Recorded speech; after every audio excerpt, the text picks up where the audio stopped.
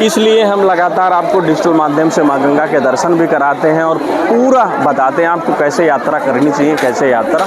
हर की पौड़ी का प्रमुख घाट जिसे आप सभी लोग देख रहे होंगे, इस समय मैं मौजूद हूँ हरिद्वार हर की पौड़ी के मुख्य घाट पर और यहाँ से मैं आपको एक प्यारा सा व्यू दिखा रहा हूँ। आप सभी लोग हमारे साथ में देखें। हरिद्वार सिर्फ हरिद्वार हर की पौड़ी नहीं है, यहाँ पर बहुत सारे मंदिर हैं जिन्हें अधिकतर लोग मिस कर देते हैं। तो अगर आप हरिद्वार आने का प्लान बना रहे हैं तो हरिद्वार हर की पौड़ी तो विश्व प्रसिद्ध ही है, आप उसके अगल बगल में मंदिर और बड़े प्यारे प्यारे घाट हैं, उनको बिल्कुल भी मिस मत करें।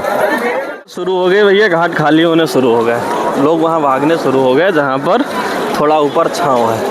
तो आप सभी लोग देखें, सूर्य दादा उग गए हैं और ये है हरिद्वार हर की पौड़ी। मैं भी चल रहा हूँ आपको हरिद्वार हर की पौड़ी के छोटे छोटे घाट, बड़े बड़े घाट। यहाँ सिर्फ हरिद्वार हर की पौड़ी तक ही लोग सीमित हो जाते हैं, उसके बाद में आपको उनके माइंड में रहता है अगर आप हरिद्वार हर की पौड़ी आते हैं तो आप माँ गंगा, माँ चंडी देवी के ज़रूर दर्शन करें, माता मनसा देवी के दर्शन ज़रूर करें। उसके बाद में आप बाज़ार भी घूमें, और भी सुंदर सुंदर घाट हैं, वहाँ जाकर के भी आप अपने अनुभव को साझा कर सकते हैं।